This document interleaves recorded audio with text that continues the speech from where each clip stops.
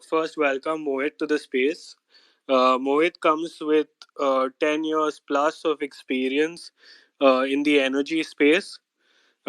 This is his second space here with me and with all of you guys.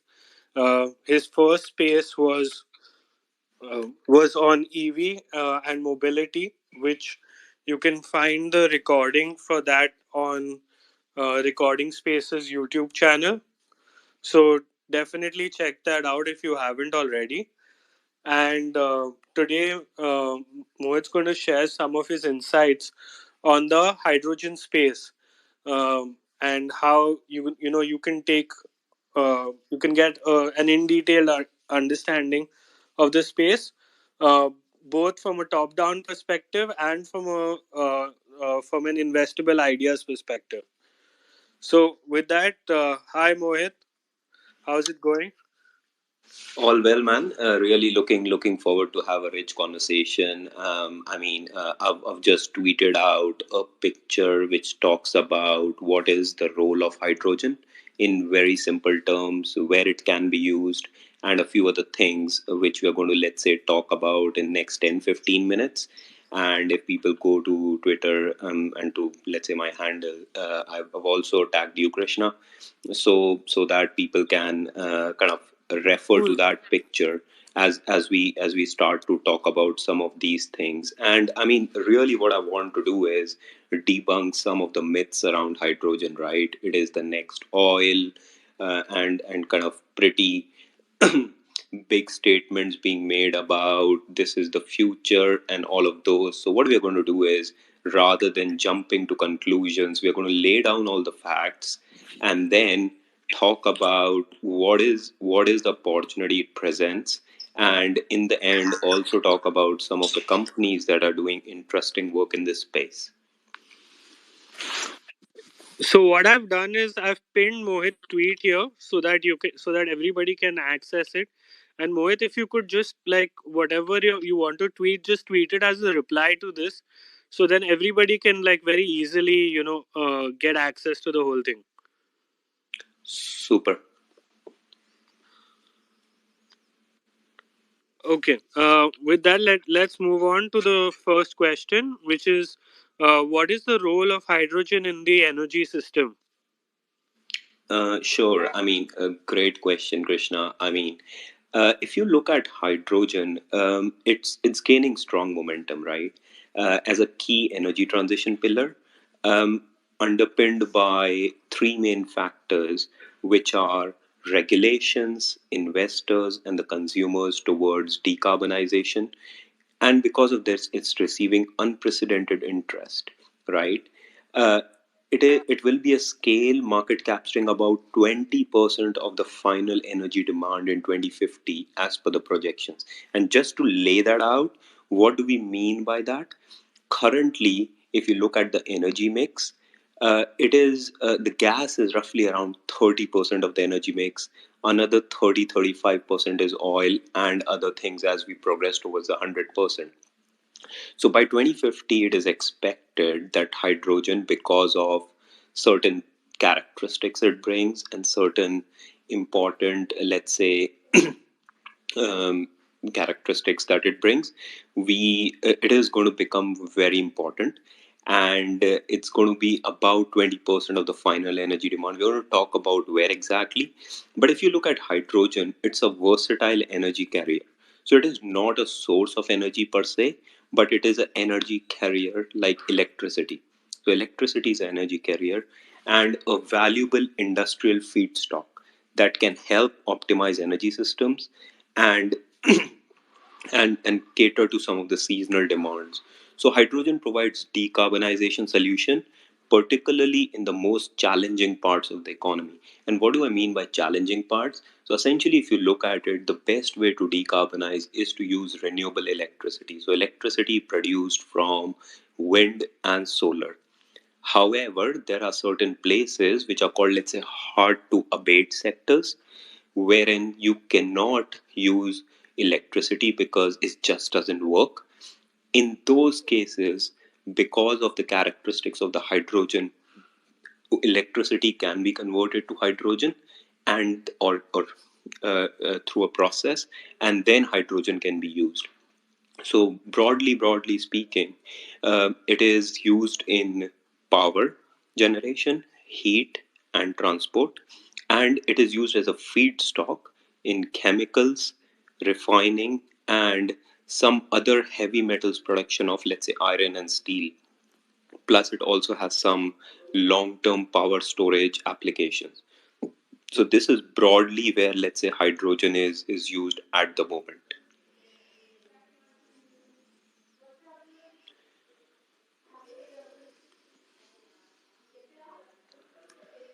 Cool. Can you also talk a little bit about what these different colors of hydrogen mean? Sure.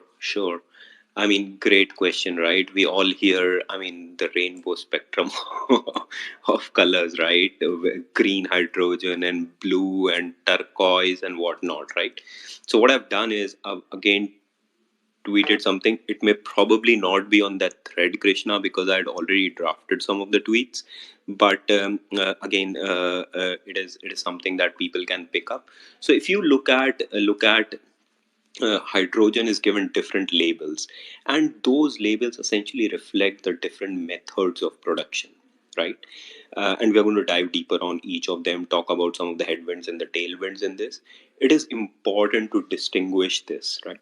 So when we say gray hydrogen or black hydrogen, we are essentially saying that we are using coal or methane, or coal or methane to produce hydrogen, okay, through a process called steam methane reforming and gasification. Important point to note in the case of gray hydrogen is there is an existing market, and the number to pin in your head is about 70 million tons. Okay, so there is a big market which is equivalent to 70 million tons a year, wherein gray hydrogen is being used currently. Okay, so that's gray or black hydrogen. Then we talk of blue hydrogen, right? What is blue hydrogen? You are producing the hydrogen from the same source, right? Coal, through SMR, steam methane reforming. But what you're doing is, rather than letting carbon into the atmosphere, you're capturing that carbon. Okay, so that's what you're doing. So that's called blue hydrogen. We're going to talk about the tailwinds of and the headwinds, as I said. Then comes green hydrogen. We also call that, let's say, renewable. Yeah, let's differentiate renewable later on. Green hydrogen, right? So green hydrogen is the source is renewable electricity. So what we do is we we use the electricity that is produced from a renewable source, let's say a solar or a wind, and then in that case we use a process called electrolysis and the equipment called as electrolyzer. It is a very traditional equipment. It is not something electronics and jazzy AI, but a very mechanical instrument wherein you use renewable electricity, and you, through this electrolyzer, you use water, which is H2O, right, and use the electricity to split water into hydrogen and oxygen. You let the oxygen go into the atmosphere, or you can even capture it, but what you do is you capture hydrogen, right? So that's green hydrogen. Now in case your source is a low carbon feedstock like a agricultural waste or a solid waste or a renewable natural gas, and you used a steam methane reforming process, that's called renewable hydrogen. So let me just repeat that. So gray hydrogen, your source is coal or gas, but without carbon capture. In blue, you capture the carbon. In case of green, you use renewable electricity. In case of renewable hydrogen, your source is a low carbon CI feedstock like a agricultural waste or a municipal solid waste, right? So those are broadly some of the colors, and people can talk about all the colors, but what you need to come back to is what is the source of producing hydrogen, right? And if you look at all these sources, the cleanest form is essentially renewable electricity, because there is no carbon atom in renewable electricity, because there's no carbon, and then you're using water and electricity to split all of this, and the process called as electrolysis, right? So it's the cleanest form. Now, currently, the important point to note is 90 more than 95% of the hydrogen, which is the 70 million tons that I talked about, is of the 70 million tons, 95% of the 70 million tons is gray hydrogen, right? Less than 3-4% is blue hydrogen, and less than 1% is green hydrogen. And the opportunity here is, or the low hanging fruit is, to convert all the 70 million tons into green hydrogen, and on top of that create new markets. Okay, and it is expected that the market will be 10x from here by 2050.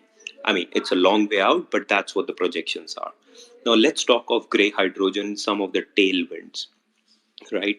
Gray hydrogen generally has the cheapest production costs. So we are going to talk in detail about the production costs. I'm not going to go in detail here, but gray hydrogen generally has the cheapest production costs. The headwinds are no carbon is captured, right? So although it is the cheapest, but it is very carbon intensive, and the carbon is essentially released into the atmosphere. Okay, so it's not going to be the long term solution, because the society and the people want to decarbonize. Now, blue hydrogen, which we talked about, produced from the same sources like coal and natural gas, but then the carbon is captured, is the tailwinds are that because you are capturing carbon, there are multiple subsidies in place to support this, right? We're going to talk in detail, by the way, about the subsidies as well. And so it is likely a interesting thing. However, the headwinds are, to capture the carbon or the CO2 in this case, the right geology is required, right? And the cost to transport CO2 are pretty high. So you can't just put a blue hydrogen plant anywhere. But what you got to do is, you got to be near the right geological formation, and if you are a bit far away from that, you got to transport that CO2 from where it is produced to the place that it is stored, right? So there are certain costs associated with that, and we are going to see in the economics of let's say the blue hydrogen production, how much it is that, right? And then we talked about green hydrogen. So the tailwinds are, the only carbon emissions are embodied in the generation infrastructure. So some of the infrastructure that is put around the place, but other than that, there are no emissions of carbon, right? So it attracts a lot of subsidies currently. It is easily understood by the consumers to be really good for the earth, and there appears to be a lot of willingness from the regional governments to directly subsidize this.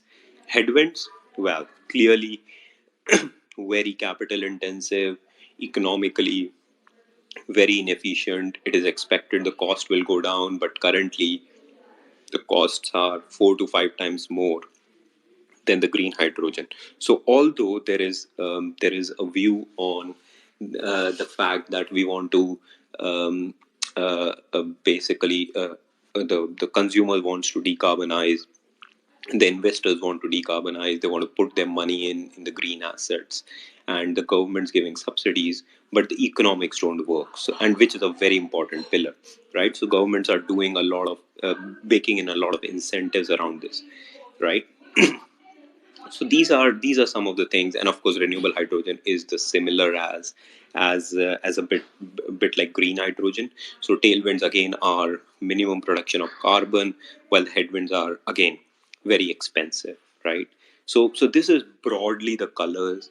Green, sorry, starting from gray to blue to green, these are the three main colors, and then we talk about purple as well, and magenta, whatnot. But these are the three most important colors: gray, blue, and green. Does that kind of help, Krishna? Or Yeah, absolutely. I think it's very, very clear, especially when you look at the image side by side. So what I've done is I've responded to this current tweet which is pinned. So if you go to it and then you go down to the comments, you'll be able to see the link to Mohit's most recent tweet, and then you can go there and have a look. And once you see the image side by side, it's actually very easy to understand, because it shows you that the color scaling is basically just either based on the process or the source. um, and both gray and blue are from the same source but have a different process, and the others, turquoise, green, and renewable, uh, are actually all from different sources and have their own processes.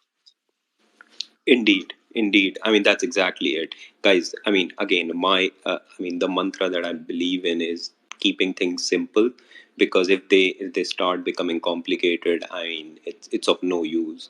So keep it simple. Even if you hear all sorts of color, turquoise and this and that, I mean, it's all about gray, blue, and green hydrogen. I mean, people may call it different things, but as Krishna kind of simplified it, it's all about either the source or the process.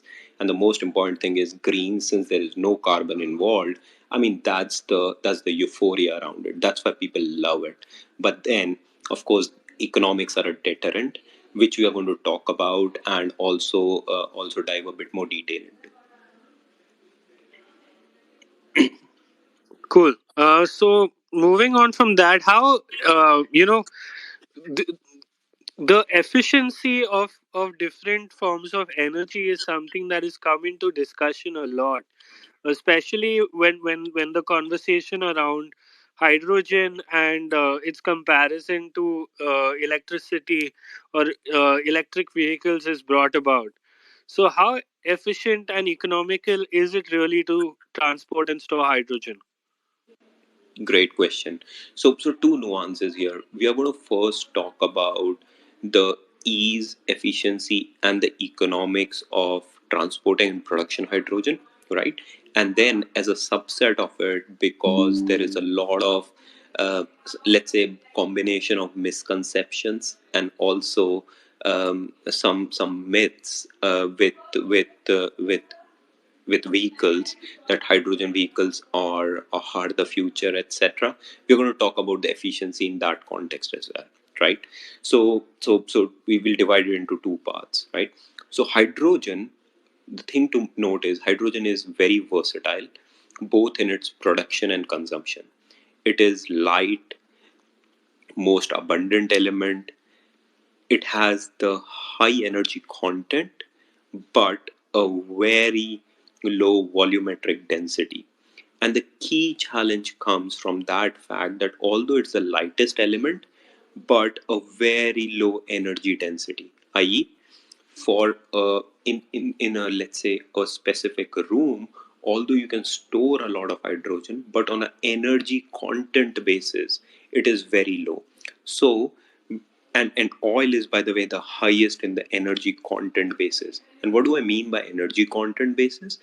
The amount of energy that is released by, let's say, burning 1 unit of oil or 1 unit of hydrogen, right? So when you transport hydrogen, it takes a lot of space. So since it is although the lightest element but the lowest energy density, making long distance transportations becomes pretty complex and costly.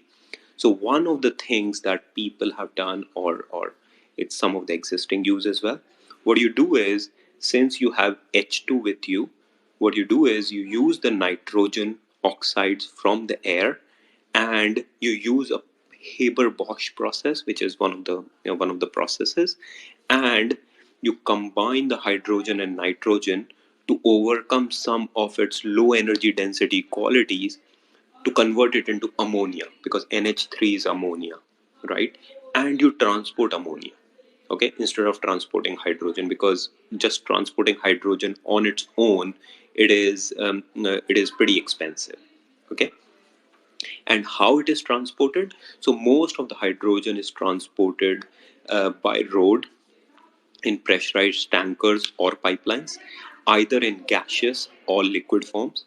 However, again, the point is, because of the low volumetric density, it makes it pretty costly to transport hydrogen. Okay, so what we do is we convert, as I said, hydrogen into some of the carriers, such as ammonia or methanol, and use those to transport hydrogen, right? And as I said, around ammonia, how do you make ammonia? You take hydrogen and nitrogen oxides from there, and you use a process called Haber-Bosch process, and then convert it there, right? So ammonia is a very important thing. The reason is it is used directly in the fertilizer industry, right? We're going to talk later about it, and it is an existing use of the hydrogen at the moment. So you produce hydrogen, you convert into ammonia, and you use the ammonia to make fertilizers and use those. And currently, since the most of the hydrogen is gray, you produce a lot of carbon emissions. Okay. Um, Again, the tailwinds around ammonia is the power applications. And what you do is you use some of the ammonia, you convert that back into hydrogen after transportation, and use the hydrogen in the power stations by substituting some of the coal or some of the natural gas. Those are some of the things. I'm just having a look around the storage. As I said, currently hydrogen is typically stored in the gaseous or the liquid forms in the pressurized tanks, and also some of the hydrogen is used in underground salt caverns and some of the gas depleted fields. Now, hydrogen could also be used to store electricity. Now, we all know electricity cannot be stored, and to store the electricity, I mean, just on its own, and to store the electricity, you need batteries, right? But the problem is batteries get discharged. So you can't store electricity in 2021 and use electricity in December 22 if you're storing it in the batteries. Because just by the nature of these things, nature of electricity in the batteries, they get discharged. However, hydrogen, although very inefficient, and I'm going to also talk about why it is inefficient, but you can convert some of the electricity which is being curtailed, i.e., which is going to be thrown out, into hydrogen into electricity. Electricity into hydrogen, and store that piece. Okay, and hydrogen is a really a long duration storage mechanism because it doesn't get discharged, right? Just on the just on the efficiency. So if you are using electricity to produce hydrogen, you lose 20% of the electricity, and then what you're doing is you're storing hydrogen, and then you're using the stored hydrogen back to electricity. So you're using three conversions. So the final stage the electricity comes out is only 40% of what it is stored. So it is because of that it is highly inefficient, that it can be used. However, I mean, it doesn't get discharged, right, like batteries. So it has some long storage or long term duration importance on how it can be used. And what I've also done just now is tweeted another picture wherein we talk about producing hydrogen, storing it, and then utilizing to generate electricity. However, it can be used for months without losing much power. Okay, so that's the point to note about storage and efficiencies. Uh, just to summarize this, because this is a fairly complex, hydrogen is having high energy density but low volumetric density, and because it has low volumetric density, it it cannot, I mean, it is complex, or let's say expensive to transport it over a long distance. So what you do is you keep your production of hydrogen close to your demand source, right? However, of course, there are times wherein I mean, it is important to transport some of the hydrogen.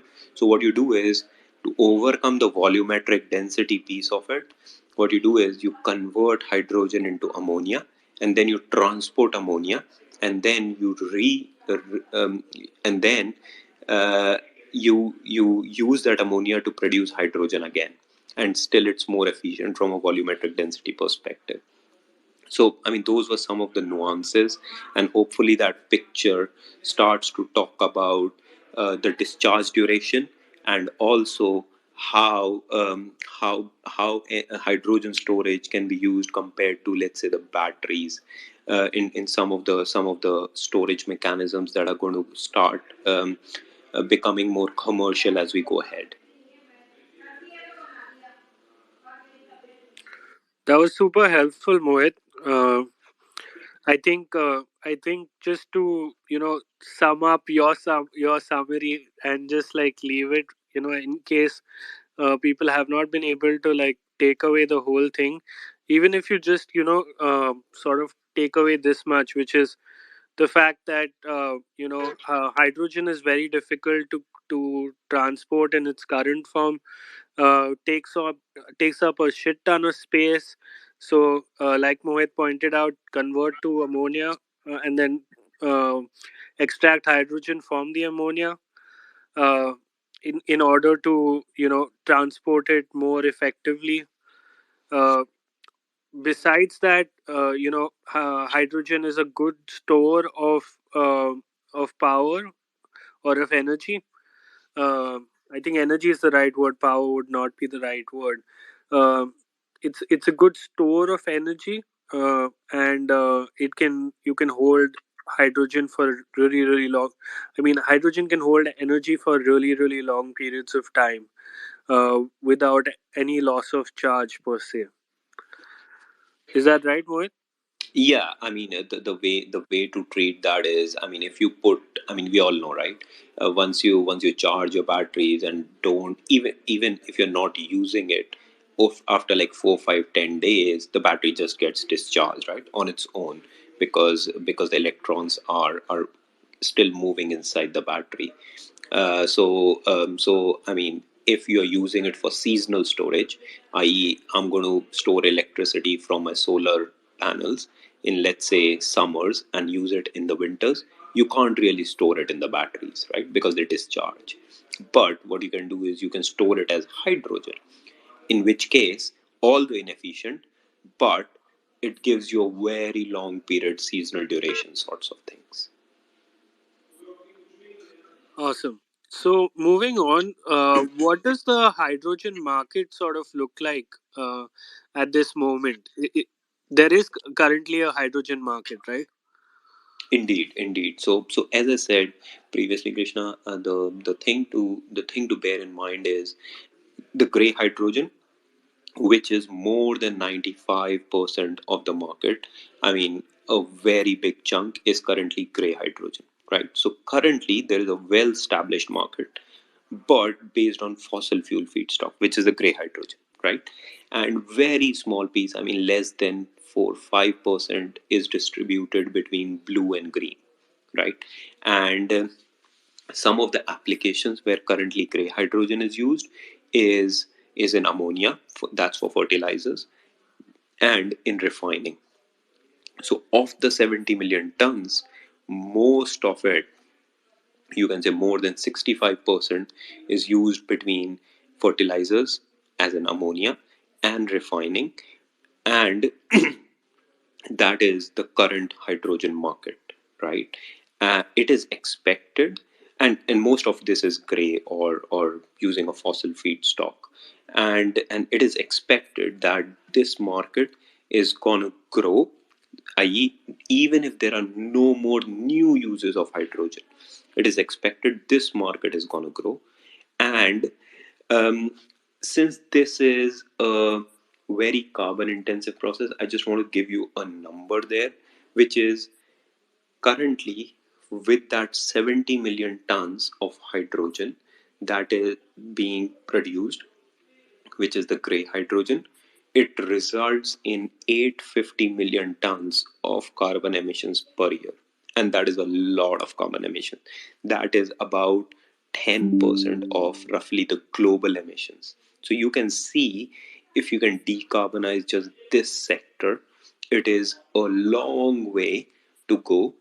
But if you can just decarbonize this sector, it is superb and makes a long way in terms of decarbonizing the whole energy system. More importantly, this sector cannot be decarbonized using renewable electricity, because I mean electricity just can't be used in the refining processes because it is not a feedstock, and even in ammonia, so hydrogen is a feedstock. So that's there. I mean, some of the other uses of hydrogen, when I said in refining, it is around um, uh, other industrial processes, which is in chemicals and heat as well. But most of it is refining and ammonia. So that kind of hopefully gives you some nuggets around what is the current hydrogen market. So I'll just summarize this. Current hydrogen market mostly is gray hydrogen, produced from fossil fuels, or in this case, the coal and the natural gas. It is about 70 million tons. Of that 70 million tons, most of it is between refining and ammonia, and it produces this 70 million tons production of hydrogen. Since it is gray hydrogen, it releases about 850 million tons of carbon emissions per year, and that's a lot of carbon emissions to think about. So those are some of the nuances that you can keep in your head. So it is not a new market, it is an existing market, but the expectation is, as the use of hydrogen grows, i.e., it is used in more and more cleaner forms of hydrogen come into picture, it becomes more economic, this growth will really catapult itself into other uses like transportation we talked about, or we are going to talk about power, and also some of the more difficult industrial processes. So hopefully that kind of ties up some of the loose ends.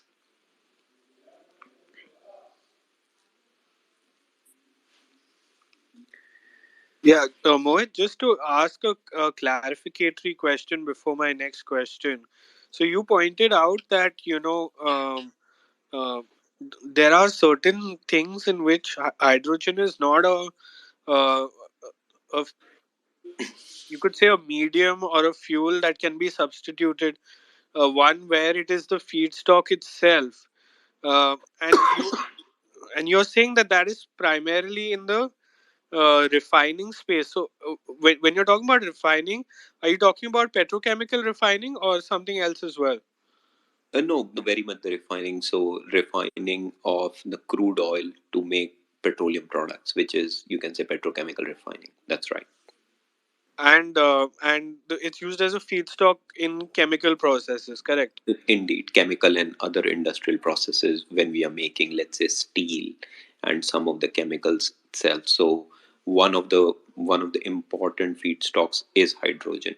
And currently, since most of the hydrogen is gray, i.e., produced from fossil sources, if you can convert, and since no other renewable mechanism can really be used to decarbonize this because it produces a lot of carbon emissions, what you can do is substitute some of the gray for green hydrogen, and for doing that you can get incentives from the government, right? Because you're not going to release carbon into the atmosphere.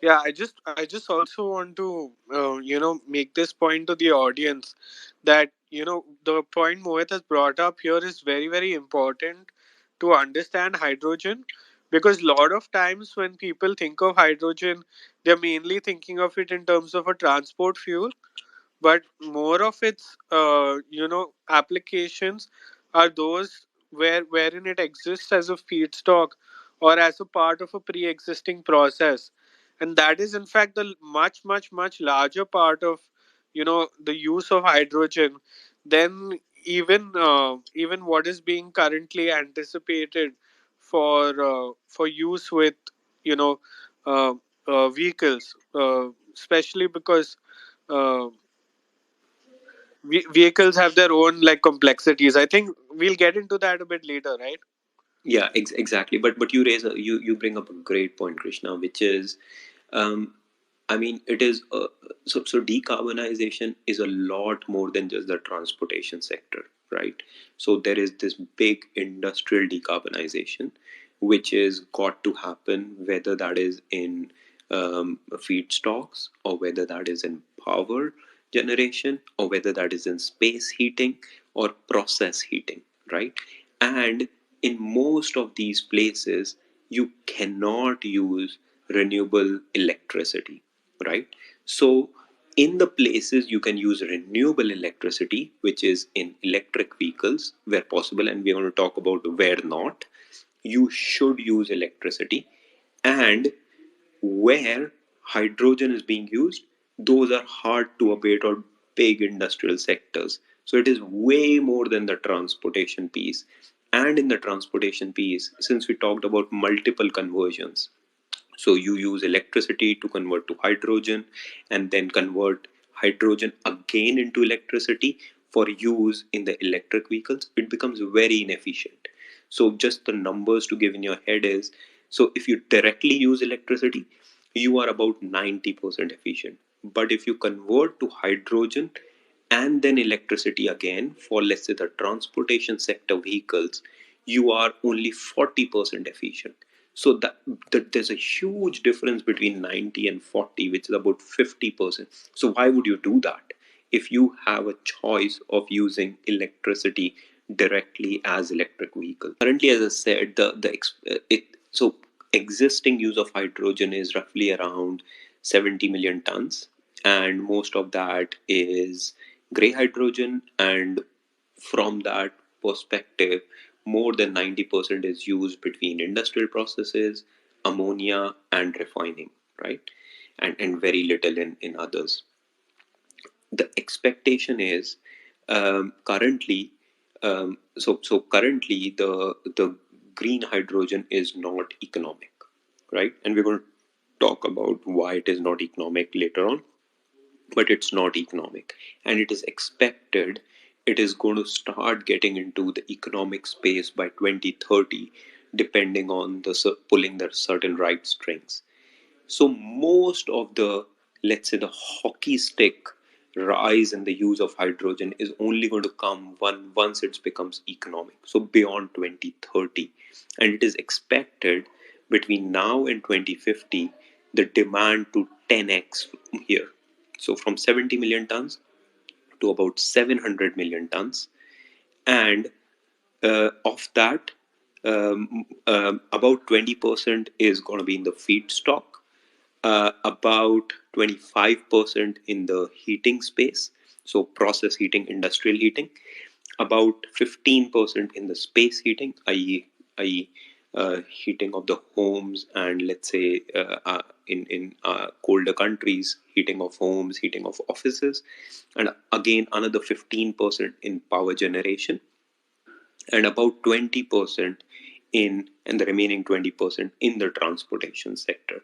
And when I say transportation, we are really talking of heavy duty vehicles. So you look at like big trucks, right? I mean, I'm not talking of even the trucks from Tata, but the big trailers that kind of run up and down India, carrying a lot of, let's say, cement and those things. Those will be the people who will be using hydrogen. The reason being, since they carry so much weight, the weight of the battery just will become too big to carry itself, right? So you use hydrogen and it starts becoming more efficient to use hydrogen, even though it is very inefficient to produce hydrogen compared to electricity.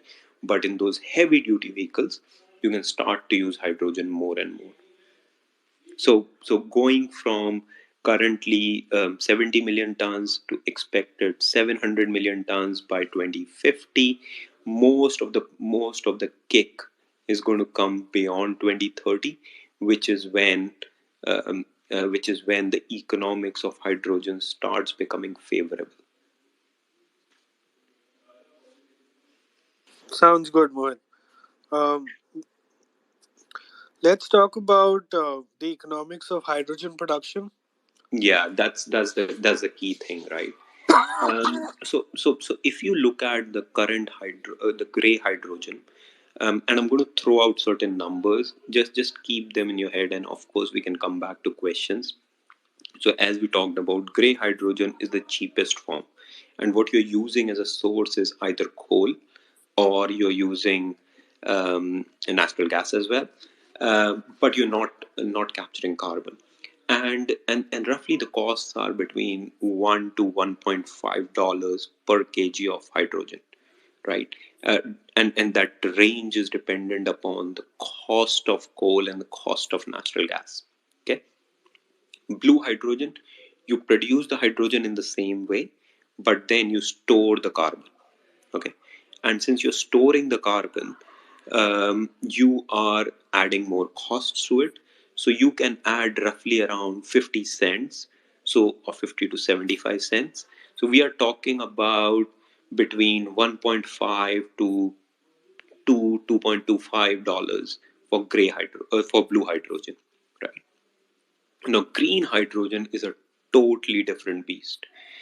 The process is different, the input mechanisms are different, and the cost. So you use electricity, you use the electrolyzer to split the water, using the electricity into hydrogen and oxygen to produce green hydrogen, and that is roughly around $6 to $8 per kg, depending upon the cost of the electrolyzer and the cost of renewable electricity. So, two main drivers of these high costs are the equipment that you use, which is the capital cost of that equipment, and also the cost of renewable electricity.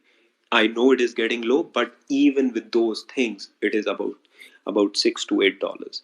So if you look at $1.5 of gray hydrogen, which is currently being used, to replace that with green, you got to pay 4 to 5 times more. Now, as an industrial company, you're not going to do that unless it is forced by regulation or the carbon price mechanism comes into place, i.e., you got to pay a price for releasing the carbon into the atmosphere, or the economics become more viable, right? It is expected that this cost of green hydrogen is going to go down because of two things again which are driving it, which is the cost of equipment itself, the electrolyzer, and that's going to be purely the function of economies of scale, because you're going to produce more and more of these, and also the cost of electricity is going to go down as we put in more solar plants or solar farms in this case, or the wind farms, right? And really the cost need to come down majorly on the cost of electricity, because that forms more than 80% of your input costs. So the numbers to keep in mind is gray about $1.5, blue about $2.5, green about $8. Since there's a huge gap, you continue to use gray hydrogen until incentives are provided, like carbon mechanism or government putting subsidies. You're not using a lot of green hydrogen. The wonderful part about green hydrogen is there are no tailpipe emissions, so that's why people love it. But economics don't work at the moment. It is expected that beyond 2030, i.e., about 10 years from now, the cost will be comparable to grey hydrogen production. And until then, the government got to continue giving the subsidies to the people who are substituting green hydrogen, grey hydrogen for green hydrogen, so as to help decarbonize some of the industry. And that's exactly what's happening pretty much across Europe, and quite a lot of incentives are being given for hydrogen production in US as well.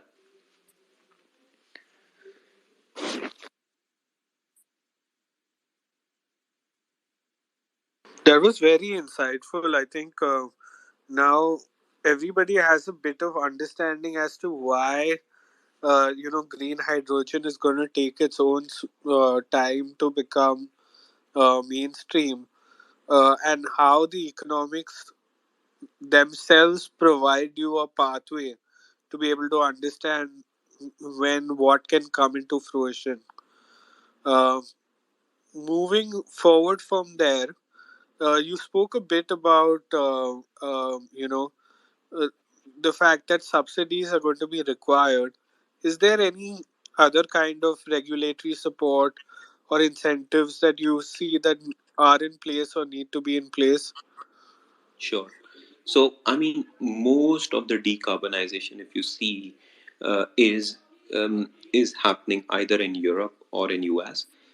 Particularly in hydrogen, Europe has taken, including UK, has taken a leading role. So, if you look at EU incentives, EU has a hydrocarbon strategy wherein the priority focus is on green hydrogen, right? And it is expecting to give subsidies of about $150 billion as it starts to make new investments in its gas grid infrastructure, some of the transportation mechanisms, and whatnot. Now, these subsidies are given in the form of either capital or in some of the purchase price incentives that the producers can get from the government.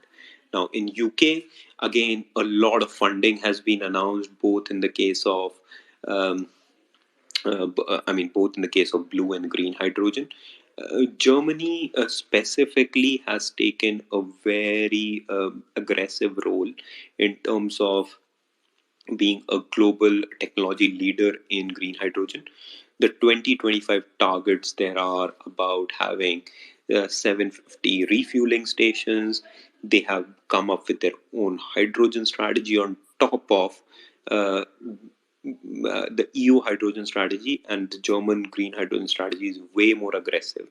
And it is committing about $10 billion to be invested over the next 5 years into quite a lot of technologies and also some of the projects. Other than Europe and US, um, China is also taking a leading role, and hydrogen is projected to be 10% of the final energy demand there. And they are increasing their investment in fuel cells. And just while we talk of fuel cells, very quickly, what are they? I mean, they are nothing but they store hydrogen, and then while we use the vehicle, they convert that hydrogen into electricity. So in transportation sector, you may have heard of FCEVs, which are fuel cell electric vehicles. So at the end of the day, electricity is being produced, but not from the battery, but from these fuel cells, wherein the main fuel being used is hydrogen. So moving on from there, I mean, those are some of the incentives. Even Korea has quite an interesting incentive systems in place around hydrogen, specifically in North America. They are providing about $50 per ton of carbon sequestration incentives, which is pretty good. So overall, if you see, most of the countries which are trying to bring in uh, a green hydrogen or blue hydrogen for replacing the current gray hydrogen, because it is very carbon intensive, it is all subsidy driven, because the economics are for gray $1.5, while for producing green it is about 6 to 8 dollars depending on where you are. And that gap is generally filled through incentives, whether that's on the capital side by the government, or by buying by buying certain of these products at an elevated price, or by giving tax incentives to some of the producers. So, I mean, this is broadly where it is. It is all about regulatory support for hydrogen. And as I said, all the hoopla around hydrogen is because there is no carbon emissions which are being produced at the point of use of, or at the point the energy is being produced from hydrogen.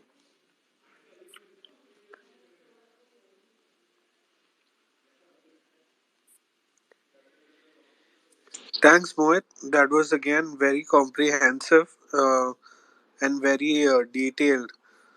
Just to um, sort of move on from there, uh, what are the key players along the value chain in as far as hydrogen goes?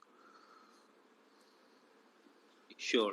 So if you look at hydrogen, I mean, if you look at, let's say, talk about green hydrogen, right? Um, Currently, green hydrogen is being so you need three players, right? Somebody who can produce renewable electricity, right? So somebody who has wind farms or solar farms. So in Europe, that could be an Ørsted or an Engie or existing companies like Iberdrola or the energy majors like Shell, BP's, Totals, or Equinors of the world. So somebody who can produce renewable electricity, somebody who is producing equipment for it, the electrolyzers, and the two companies that or three companies that immediately come to mind are Siemens, um, Nel from Norway, NEL, and also ITM Power, which is a small company but gaining prominence. It's from UK. So these are the equipment manufacturers, and then the end use. So current end use, as we talked about, is a lot in refining and ammonia. So companies who are into production of fertilizers or who are into refining will be the companies for its end use. So these are again the majors like Shell, Total, BP, Equinor, or in case of ammonia, companies like Air Liquide or Linde. In India, also there is Linde India, which is being pretty active in this space. So those are certain of the companies along the process, along the value chain, which are which are which are pretty aggressive in some of the work that they're doing. Specifically talking of transportation side, I mean passenger vehicles. Yes, Toyota has come up with a passenger vehicle, but again, I doubt that's going to scale itself. However, as I talked about some of the heavy duty electric vehicles, the truck manufacturers, the big truck manufacturers like Daimler, uh, Mercedes, and also Iveco. Those are big German companies. They are starting to roll out certain pilots. Remember, they are not putting in um, not yet have a commercial vehicle in place, but again, doing pilots. Another company that you may have heard about is Nikola Motors. Again, a lot of hairs on them at the moment because they have had a lot of false promises and haven't really come up with a vehicle or a product in the hydrogen space. So those are certain of the companies. The thing to remember is the lowest hanging fruit currently is replacing the existing gray hydrogen, right?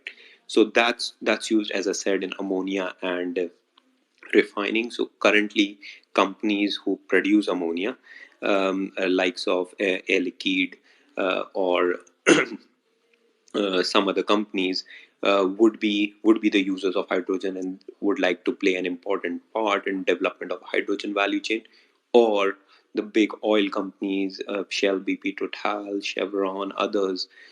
Those are the ones. And then if we extrapolate back, equipment manufacturers like Siemens, Nel, and ITM Power, and also the renewable electricity producers of the world. In India, it's going to be the Adanis and the Reliances of the world. And of course, we all know Reliance has talked about being in the equipment manufacturing space. But again, it is something to be seen what exactly they want to do in this space. So those will be certain of the players in the value chain, and also certain of the some of the companies, whether that's for end use, the equipment, or the renewable electricity.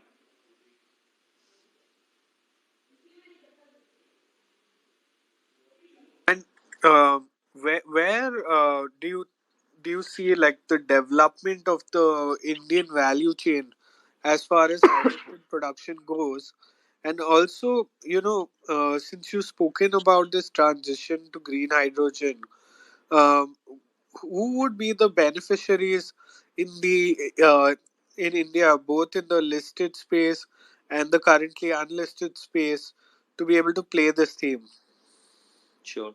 So in the listed space, again, a listed and unlisted, I mean, there are not many players, but again, the people who are using hydrogen currently, right? So those will be the people in the fertilizer space. So likes of Deepak Fertilizers, likes of, I mean, other fertilizer companies in India, and also the people who are doing refining. So the oil marketing companies, the reliances of the world, because they use gray hydrogen. So they will start playing more and more role in development of the value chain, because they want to replace their existing gray hydrogen to a more sustainable form of hydrogen, right? The other ones are people who are going to help in storage and transportation of hydrogen. So companies like GAIL, Gas Authority of India Limited, who has an existing gas pipeline network, who are going to use some, or repurpose some of their pipelines to be able to transport hydrogen from one place to other, as it starts to be used more widely. So those will be certain of the companies which will be there. In terms of equipment manufacturers, there are not a lot. People have made certain claims on what they want to do, particularly Reliance and also Adani. However, I mean, I'm yet to see what exactly they're going to do, both in the equipment manufacturing and also fuel cell manufacturing, because it is as you would think, as I talked about, the fact that the cost of electrolyzer really needs to go down. So you need to have a really efficient process to bring the costs down, and you need to compete at a global scale. So it's going to be really interesting in the kind of process they come up with. However, I mean, if there's one company in India who can really uh, uh, compete on costs, it's Reliance, right? So it is one company which can certainly do it. And also, other than that, the renewable energy producers, the likes of the likes of the Adani Power, or Total in this case, who have some of the renewable energy production in India. So those will be the companies to look at. However, the key point to note here, Krishna, is and others is, I mean, currently hydrogen is a very incentive based game, and although there's a lot of euphoria around it, the most important thing is the green hydrogen just doesn't compete with gray hydrogen. So you got to give time to the people who are going to play a role in this value chain to develop themselves and bring the costs down to be competitive, even if it is with a bit of subsidy. But it cannot be like four times of the subsidy and being used in the processes that the end use of which is in a hyper competitive sector. Makes sense. I think that completes the questions that I had. I think it's very very interesting because I feel like from a practical perspective, I'm able to understand a little bit of how I could apply a lot of this to my own investing framework. And I think like you said, it is currently a very government benefit dependent stream. It's also very expensive to produce right now, as far as green hydrogen goes, and it will take a long time for that price to come down. Uh, One of the most interesting ways to play specifically green hydrogen, still seems like to me that if you're playing, renewable energy, you pretty much get green hydrogen along with it. because if green hydrogen does really really well, then renewables get a boost anyway. So you pointed out like Adani Green and as one of the examples, and I think as the uh, even the renewable value chain sort of develops a little bit more, which we might see a lot more action over the next 3 years in that space compared to the green hydrogen space. But anything that happens even later down the line in the green hydrogen space is going to benefit the renewable energy space. So it's almost like the renewable energy space can act like a proxy for the green hydrogen space, if I got that all correct. No, absolutely. I mean, so one of the biggest shot for electricity is hydrogen, right? And the way to think about this is you produce electricity at times when you don't need it, right? There's excess electricity because I mean the sun is shining, but but from a capacity perspective, you don't need all of it when you have it, right? So the way to think about it is you convert that excess electricity when you don't need it. So rather than curtailing it, you convert it into hydrogen, and you reconvert it back to electricity when you need it. So you remember the seasonal storage thing that we talked about. So pretty much, I mean, renewable electricity can be a proxy play. The other interesting play is certainly the equipment manufacturers, because these guys are going to be really leading the charge on how the costs of green hydrogen come down, although it's a lot more dependent on just the price of electricity, but also there is about 30% dependent upon the capital costs of the electrolyzer. So companies like Siemens Energy or some of the other equipment manufacturers like Nel, ITM Power are an interesting one. But again, those are not listed in India. But those are certainly some of the companies that are going to play a very important role in development of it. The other ones um, are again the Ballard power system, plug power, but again none of this is listed in India. From an Indian perspective, you got that absolutely right. Just because roll hydrogen, since it's a bit further out, the proxies play are very much the renewable generation companies, and potentially could also be people like Gale who can move around, but again they're not going to be a very big beneficiary. It's majorly going to be renewable electricity companies.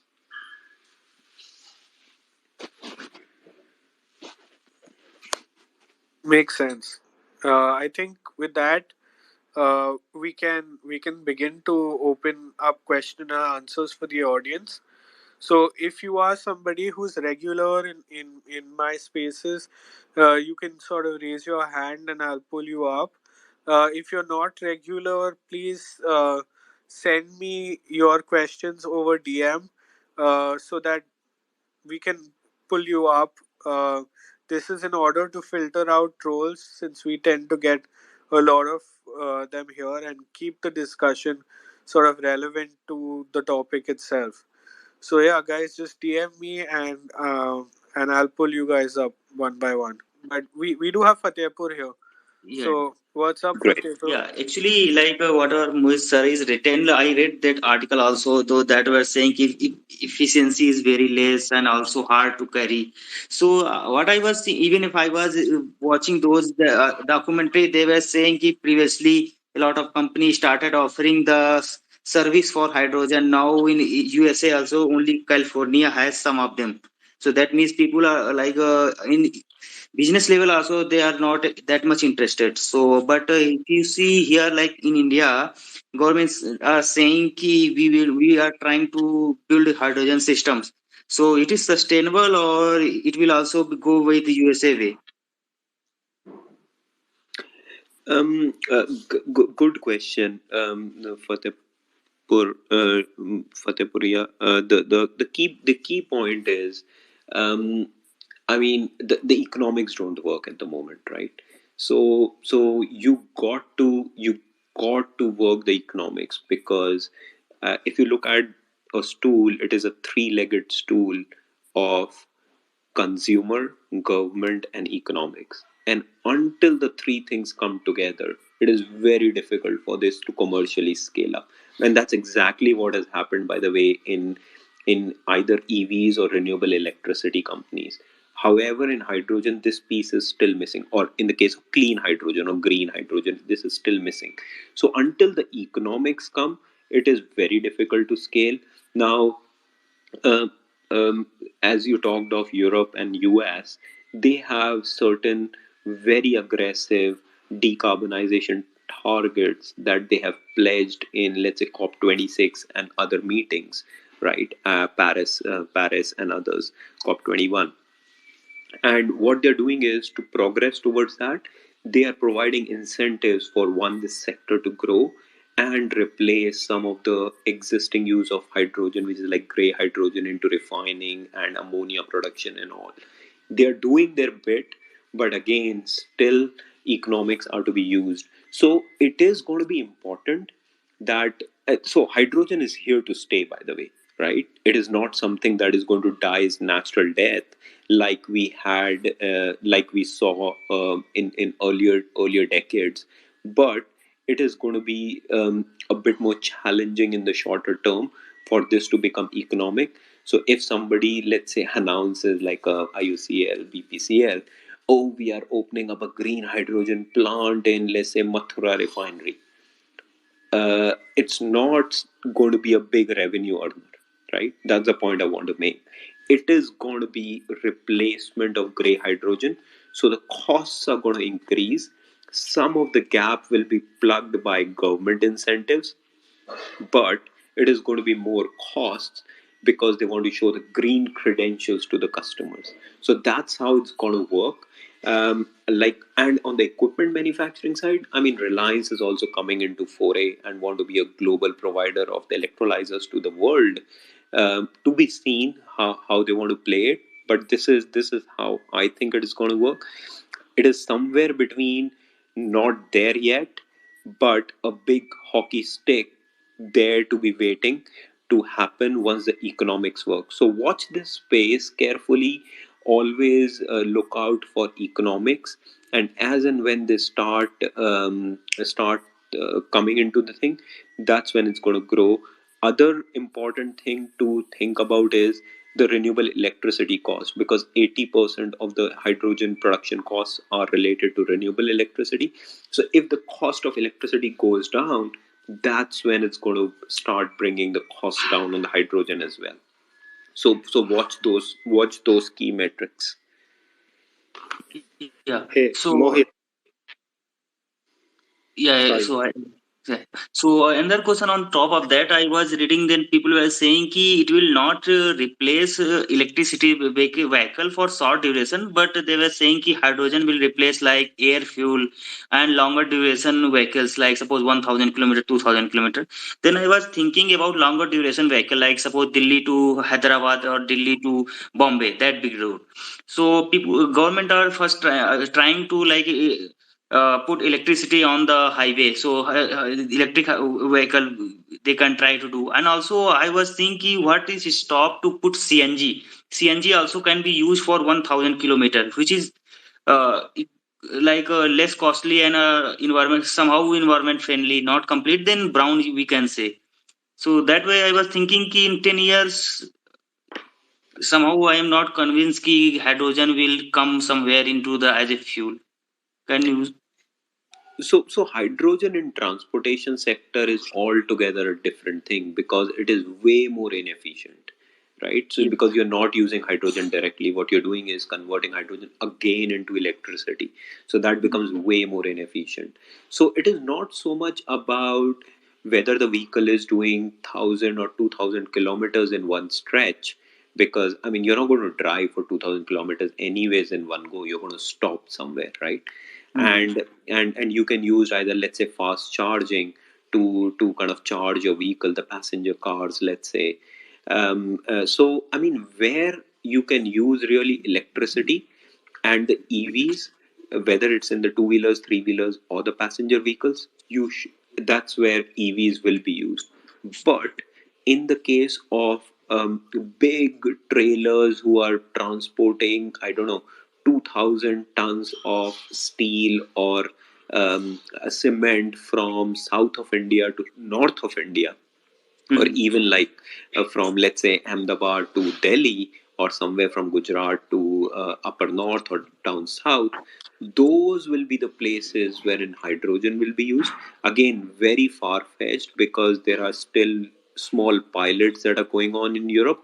And the reason hydrogen will be used and not electricity, because the battery to power these vehicles would need to be very big, right? Because you're carrying a lot of load, and Mhm. when the battery becomes very big, it needs to carry itself as well, right? Because bigger battery Yeah. means bigger weight. So Mhm. it becomes so big that it becomes very inefficient for electricity to play a part, and that's where you start using hydrogen. Mhm. Yeah, so in this also argument I was reading that people were saying ki like people are inventing the super capacitor which will store more energy in a smaller space. So they were saying ki we are in that space more ahead than using like using hydrogen in like better sense. So supercapacitor is nothing to do with the storage. So supercapacitor is a technology wherein you can charge very quickly, but Mm-hmm. it also discharges very quickly. So you know, when you use the battery for you know, currently in your car you have a battery, you use it to start the car, right? Mm-hmm. So that's where the supercapacitors are used. So you need some power very quickly, and you don't need it for a long time. So that's where supercapacitors are used. In terms of batteries itself, I mean, the battery technology has improved a lot. So I mean, and of course it's going to continue to improve both on the range and also the charging times, and also the costs as well, the triangulation of the three things. But again, I mean, hydrogen is not a direct competitor for EVs, except in the big heavy duty vehicles.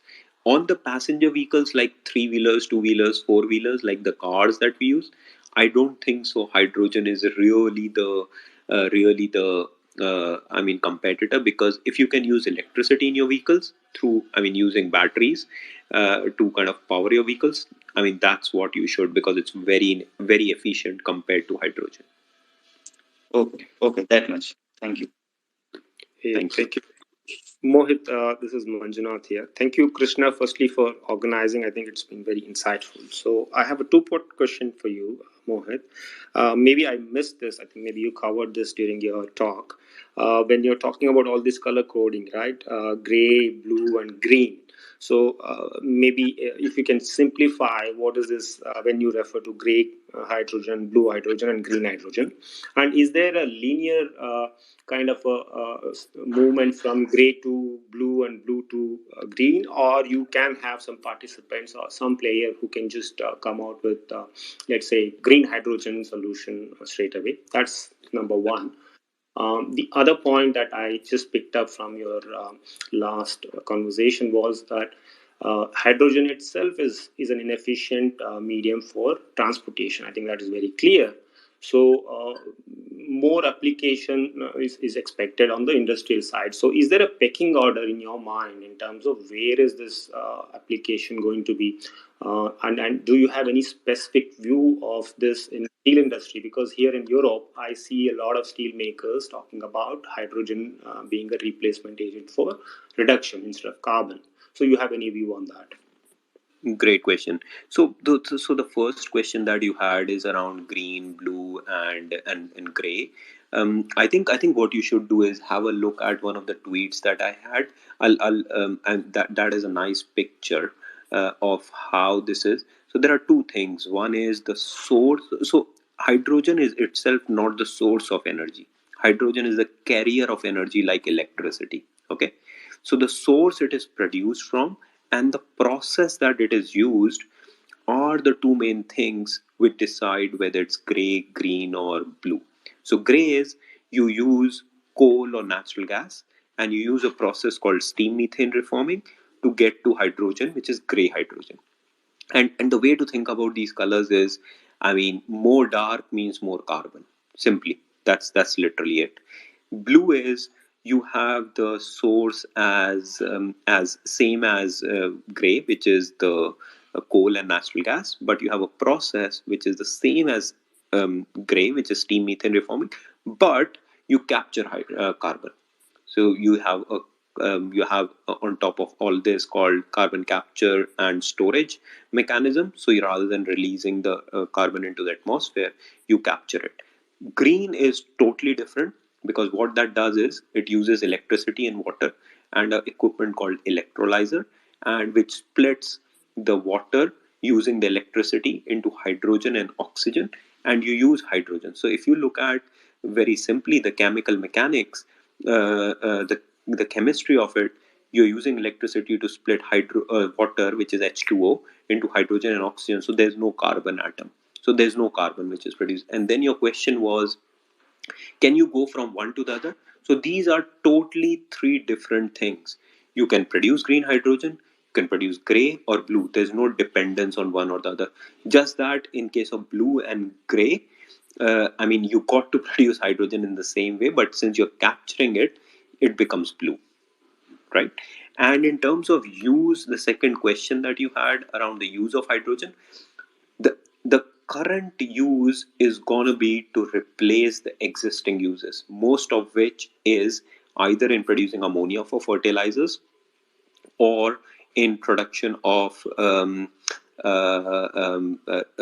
the refining processes, or in the industrial places. So you refer to steel companies, right, or some of the chemical companies. So they require a lot of hydrogen, right? Currently it is gray, which means they are contributing a lot to carbon emissions. And what is happening in Europe is they are going to bring in carbon pricing mechanisms, i.e., if you are producing carbon as a result of the end product like steel, you got to pay money to the government or into the fund for adding that carbon to the atmosphere. So what you do is, to get green credentials and also to save yourself from carbon emissions into the atmosphere, you replace some of the hydrogen, which is the gray, to green. So steel is absolutely one of the sectors which is very importantly going to be using green hydrogen. It is not there yet fully. Again, a lot of pilots are being done by ArcelorMittal and some of the Swedish steel makers. And here in these three places, like ammonia refining and also industrial companies like steel and chemicals, electricity cannot be directly used because hydrogen is a feedstock here. So although we may want to, but the only way is to directly use green hydrogen. Hope that answers your question. No, perfect. Thank you, Mohit. Great, thank you.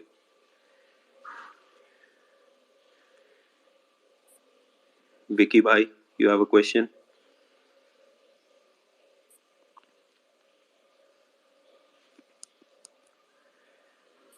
Yeah. Hi. Hi, Mohit sir. Krishna. हाँ जी विकी, कैसे हैं आप? बढ़िया Mohit sir.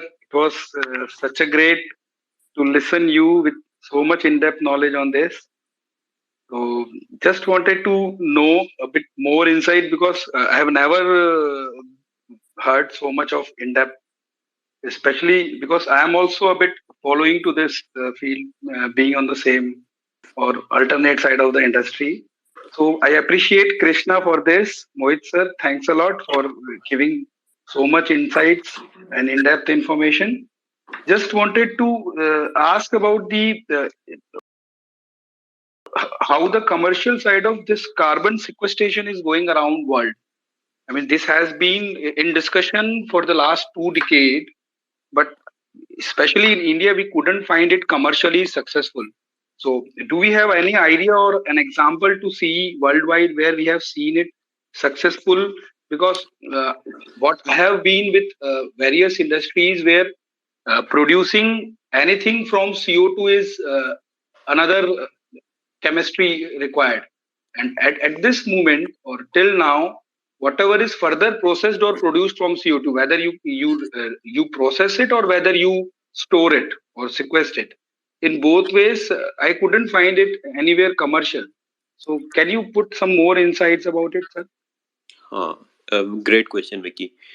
See, I mean, currently still we are in the same place wherein the use of carbon, with if once you sequester it. By the way, sequestering carbon is not easy, right? So easier said than done. But what you need is really जहाँ पे carbon produce हो रहा है ना, you need some sort of a geological formation because you got to store carbon like you store like you have gas in a gas field. You got to pump carbon back into some of the depleted gas fields or the oil reservoirs. So you need some sort of a geological formation.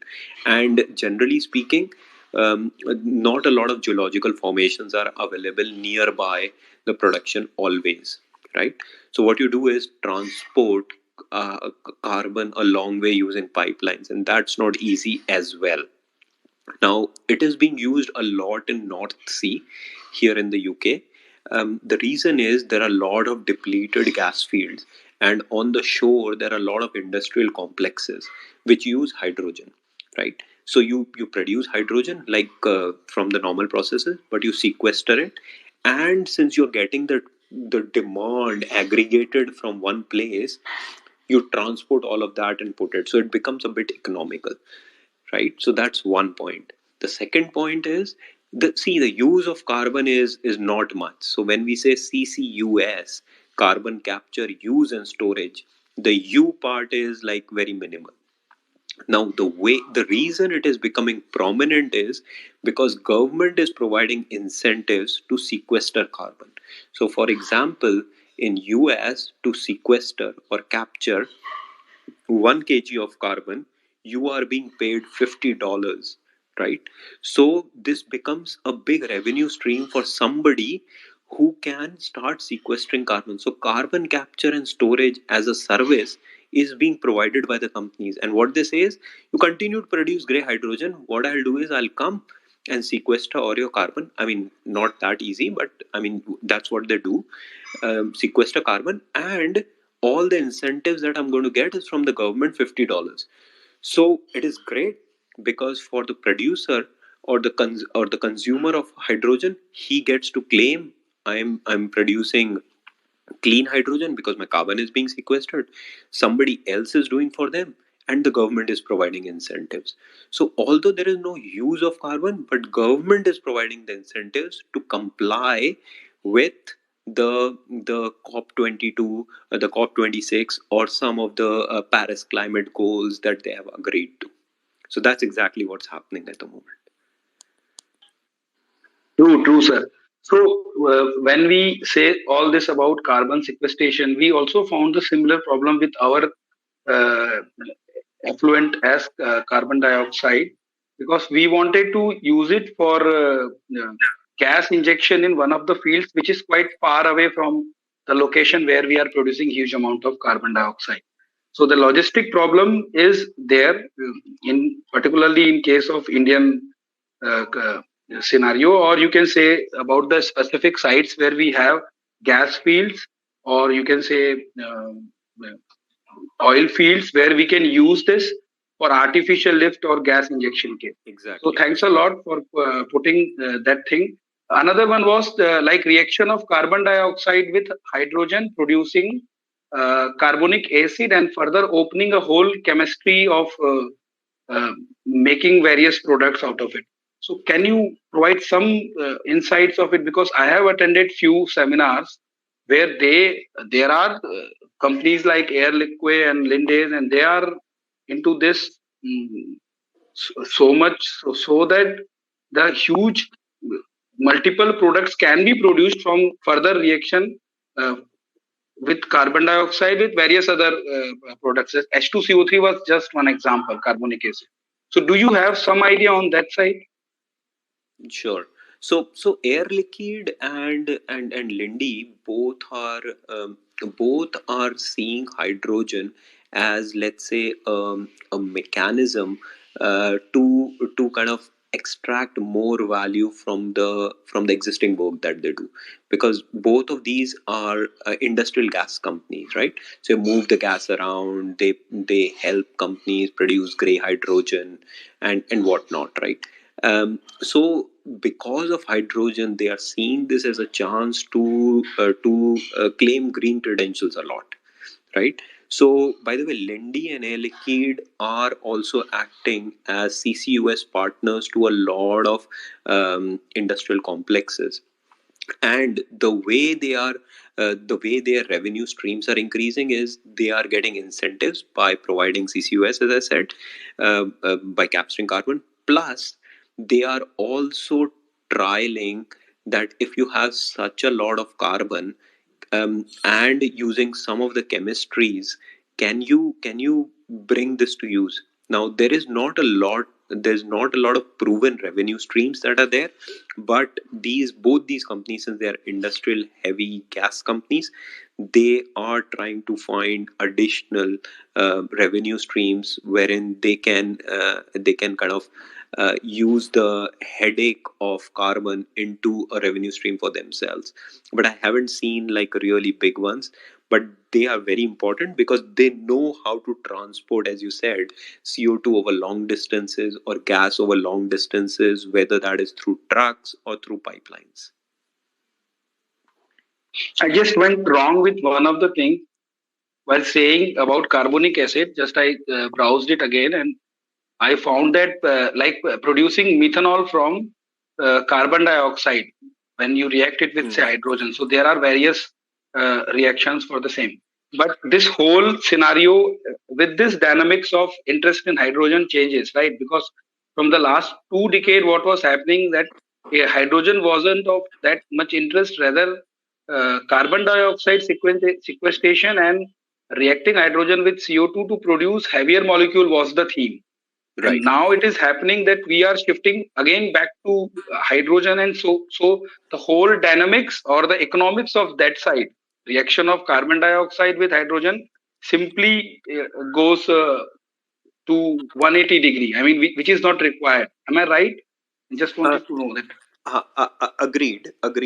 But remember, Vicky, this all is now only in case of blue hydrogen, right? Because you are using existing carbon sequestration. However, what the world is doing now, they are moving directly a lot to green hydrogen, because उसमें carbon है ही नहीं, right? It is, I mean, H2O split into hydrogen and oxygen, तो carbon atom है ही नहीं. So lot is being explored on that space because, as I said, I mean, just sequestering carbon and just doing something with it is a big headache in itself.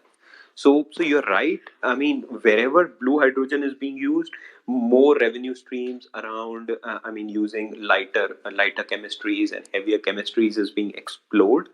But I mean, it is a lot to do directly now with green hydrogen. We do not even want to sequester, because sequestration as a process is not 100% efficient, right?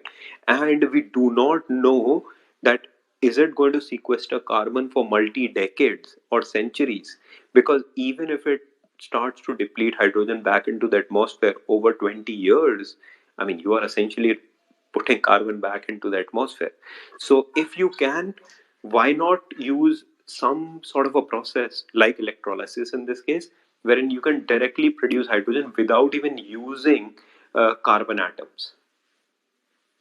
So that is gaining a lot of prominence. True, sir. So, out of this discussion, I could just find out that even I had a discussion with one of the senior members of Niti Aayog about the guidance what government is giving on this direction.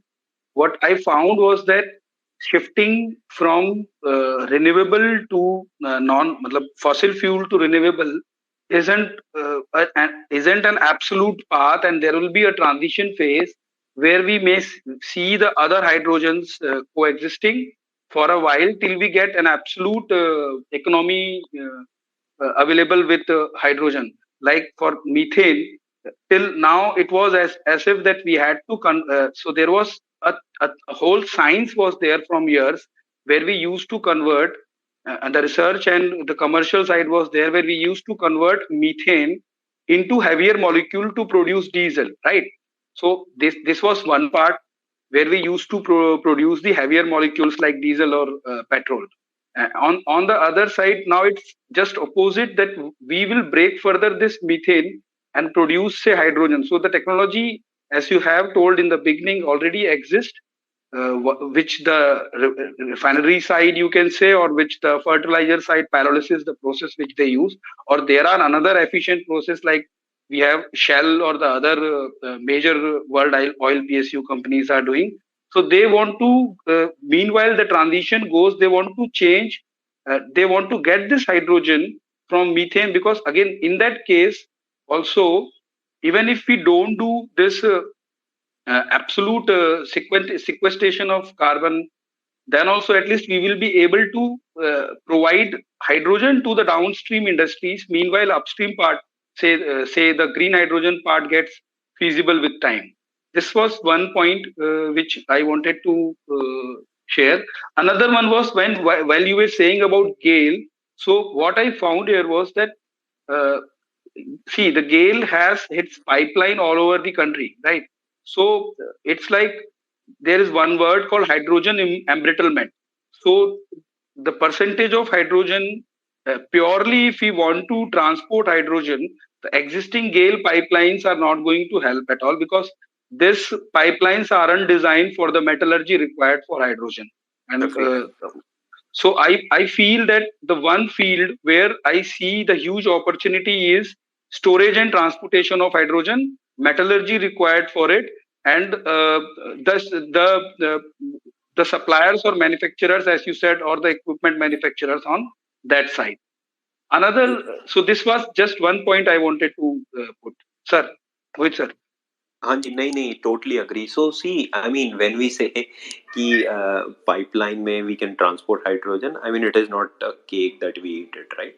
So you have to spend capital, you have to do feasibility study around the metallurgy and whatnot, what percentage you can transport from where to where.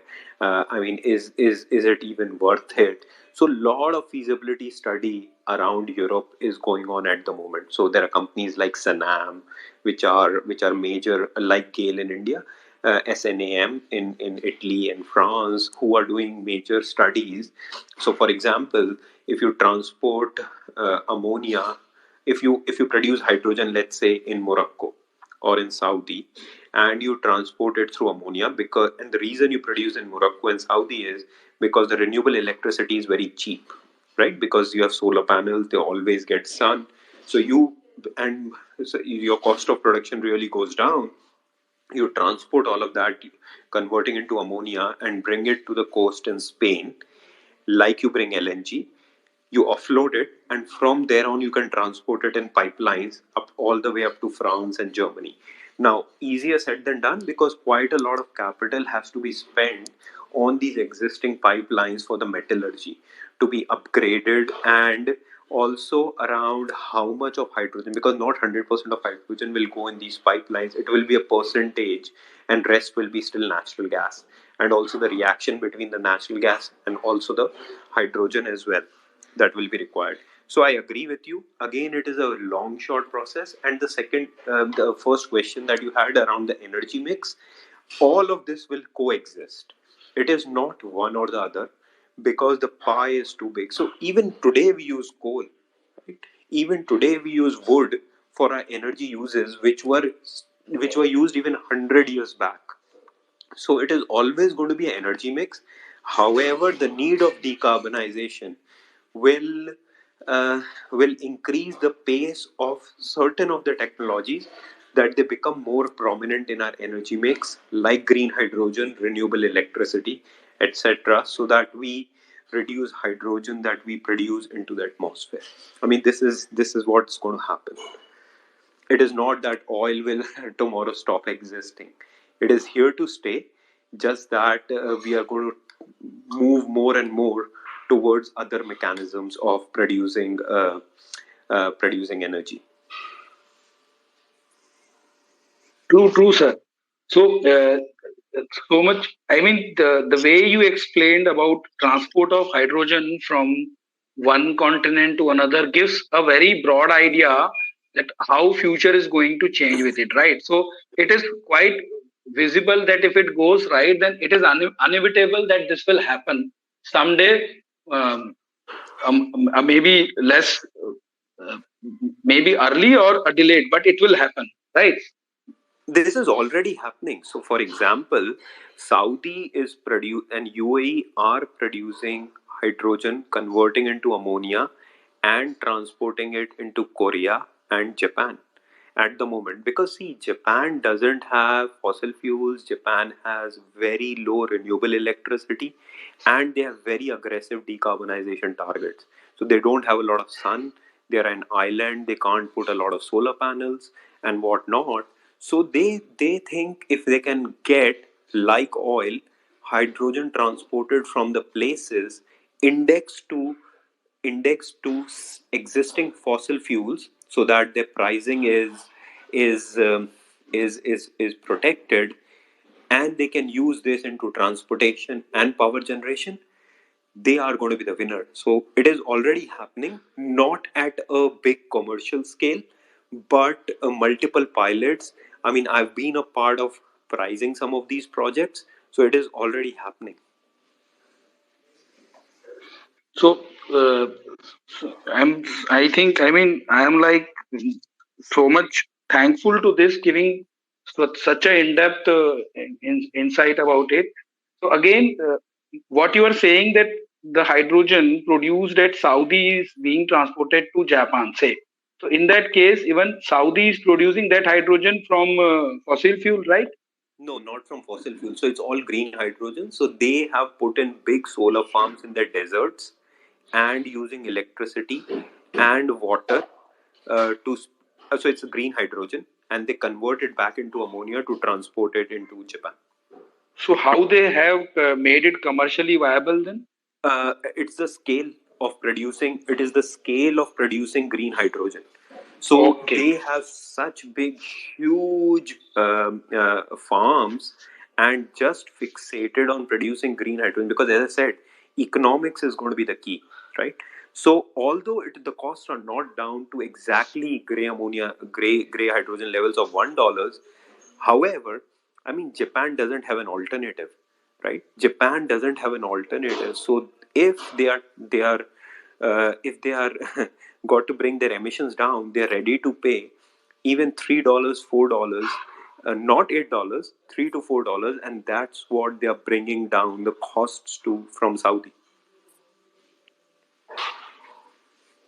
Okay, sir. So the broad idea here is that we are shifting from the cost of say $6 to $7 towards 2 to 3 on this side. That is there, and it was a remarkable information from your side. I mean, I'm so much thankful for this because this was the information I was quite interested in. Another thing I wanted to know, sir, was that especially about when we say, I'm sorry, just am I taking too much time? Sorry, I mean, when there are other also, if they want to ask, they can ask. Krishna, do we have people waiting? We have one more speaker after Vicky, and then we can close. So I'll take only two questions. The last two questions I have just kept. One was this, that in this whole process, what we understood is that we need to see what is the effect of net equivalent of CO2 we are going to release, right? So when we say about solar, so manufacturing the solar panels, even the place where the panels are produced, the Yeah. amount of equivalent of CO2 required on that site. So how do the industry sees this whole process of the equivalent of CO2 we are considering? Because on one side, when I produce this as green energy, it's fine. I mean, on other side, I'm not at all effluating any carbon dioxide in the atmosphere. But on other side, for manufacturing of this solar panel, I'm taking huge amount of energy, utilities, and other things. So how is that being? Are there any numbers to see it? Ki how much of the equivalent of CO2s we are saving with this? I mean, there are numbers. There are numbers. I mean, I don't have it at the top of my mind, But Vicky, all this will become clearer as carbon pricing gets implemented by different countries, right? So, for example, if I say I'm going to put $50 per ton or $50 per kg, whatever the number is, on any carbon that industry starts emitting, right, into the atmosphere. So as soon as that happens, then, or I put carbon border tax. For example, if anything that comes into Japan or in Germany needs to be carbon free, and if it produces carbon, then the price of that product goes up. So the key thing to watch out is how countries bring in carbon taxes and carbon pricing mechanisms.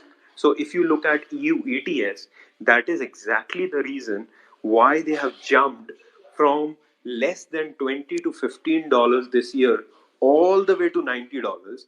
And we see EKI Energy, I mean, just case in point, making a killing, right? That's exactly what's happening because EU ETS has jumped because everyone thinks or agrees that because of these carbon pricing, that this is going to become more and more prominent.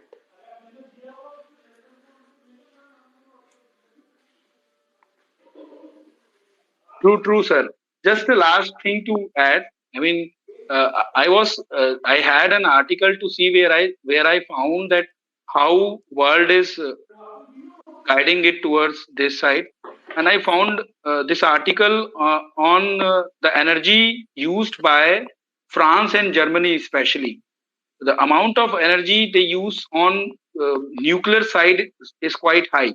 So there is another theory like producing hydrogen from nuclear energy. So it is called as pink hydrogen. So how much that is going to play? Do you have any insight on that side? Yeah, the issue is, I mean, across Europe, they are closing down nuclear reactors left, right, and center. So, for example, in UK, the last nuclear reactor will be closed in 2023. In Germany, two will be closed. The last two will be closed in 2025. And all of this was as a result of Fukushima, i.e., if there is earthquake or tsunami sort of things, the amount of destruction the human generation can have as a result of nuclear radiations going in into the atmosphere or into the nearby places like we see in Chernobyl, that can have a disastrous impact. And if you see, quite a lot of these nuclear plants are not too far from the big cities like Berlin or Birmingham in UK or even Lyon in France. So what I'm seeing here is a lot of countries not really very excited about further increasing the proliferation of nuclear, although it doesn't produce carbon, but focusing a lot on renewable generation like the wind and the solar. So nuclear has taken a really back step with after the Fukushima disaster because it can really have a catastrophic impact on the human generation. Okay, sir. So you are quite true about. I mean, it feels so good to see that ultimately why France and Germany are doing it is because they have their own minds and energy with it. So that is the reason they have done it, right? So it is not. I mean, they have that uraniums or the raw Uranium is material there. with them. So the input fuel is there. It's not because Yeah. of the input fuel, So but because that of is the the impact. reason. That's why they are doing it. Yeah. Otherwise, as such, it is not the direction or guidance for world. So thanks Agreed. a lot. Thank you. I'm so sorry to take so much time. I just got a personal message from other side that it is going to above from the head of few of us. So I'm sorry and thanks a lot, Krishna, Mohit sir, for helping us into it. Thank you. No worries, Vicky. CG, I think you have a question. Yeah, good And evening, thank Mohit, you and for thanks. patiently waiting. Appreciate your patience, And man. no, actually, I was listening to Vicky, and most of the things that were in my mind have been well covered by Vicky, conversation with Vicky. So thanks for that. Basically, part of it which I wanted to understand a bit, that the carbon capture and the storage part, the sequestration part. So what is the unit economics of the storage? That is the sequestration that I wanted to understand. If the government are not providing any additional support, that is one thing. And is this storage a one-time activity? That is the reservoir that we are storing in, and that is plugged and that is done, or it requires a recurring maintenance or recurring expense to maintain those reservoirs. That was the thing I wanted. Great question, CG. So if you look at gray hydrogen, the production costs are between $1 and $1.5 per kg, right? Now, if you sequester carbon, which is you put a CCUS on top of it, um, now depending upon the scale of it and depending upon how far your gas fields in which you're going to, or the geology in which you're going to inject this carbon is, it can be between 50 cents to a dollar. So and by the way, you need a lot of hydrogen along with it. So you only put CCUS wherein you have a demand for hydrogen exceeding equivalent to industrial capacity, right? So near big industrial complexes. So that's only where, so you need big industrial demand and you need a geological formation near it. So both of those need to happen at the same time. So to answer your question, between a 50 cents and a 75 cents, um, so we are talking of above $2 to between $2 and $2.5, depending upon how far it is and how much of demand is being aggregated at one place to capture economies of scale. Right. So two things, and then you talked about is it one-time capital or is it combination of maintenance? 80% or even 90% is costs are related to capital expenditure. So one time there is small maintenance required, combination of maintaining the pipelines and certain of the measuring equipments, and certain of the measuring equipments, and also certain of the measuring equipments around where this carbon is going within the geological formations, and hopefully it is not coming out. So all those things combined, most of it is capital, one time, and very little which is recurring.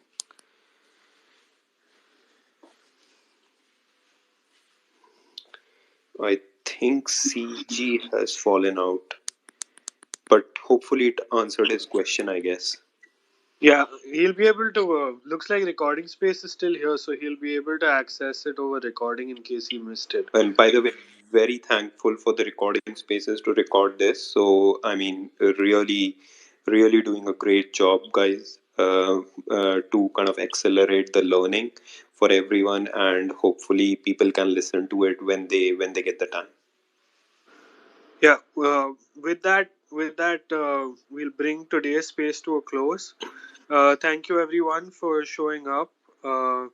It's been a really power-packed session for close to 2 hours. Uh, As of now, there aren't any other spaces scheduled, but keep a lookout on my Twitter profile. I'll post whenever there are other, sessions or spaces that I'll be hosting. Whenever Mohit is putting up one, he'll also tweet about it. We'll try and collaborate on stuff around the green energy transition. Follow Mohit as well if you aren't already. Just tap on his profile and follow. It's pretty simple. He's a subject matter expert in the energy transition. And yeah, it was a fun space, and we'll see you hopefully soon again. Thanks, Krishna. Very helpful for hosting. And thank you, everyone, for sticking around.